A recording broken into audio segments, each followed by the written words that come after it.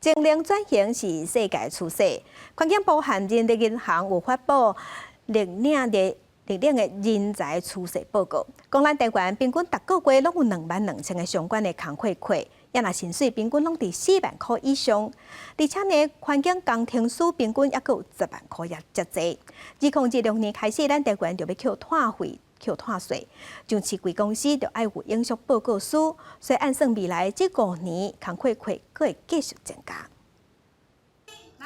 环境部长皮启明加劳动部长洪新汉做伙宣示，台湾要走向绿领人才的时代，为了要达成2050年净零排碳目标，真侪高碳排产业面临着转型的危机，人才需求嘛得改变。环境部长讲，2026年台湾开始收碳费。到时，绿领人才会真侪企业需求的人才，不过绿领人才这个新的名词，大家阁无啥了解。开始收了碳费之后，每一家企业内部要怎么去进行等等，这个工作值就会快速的打开。可能会有一些人因为进行转型，会因为减碳，或未来更多的气候政策而受到冲击。除了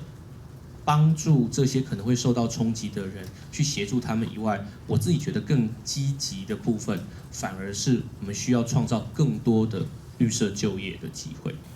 只要甲绿色环境有关系的工课，拢叫做绿领人才。为了要迎应未来这种工课需求，鼓励民众考一寡甲绿领相关的证照。环境部甲人力银行发表绿领人才就业趋势报告。统计显示，目前有要甲3600间企业有绿领人才需求，平均逐个月拢会开22000个课，一若薪水平均拢伫咧4万块以上。相关的是环境工程师会当到10万。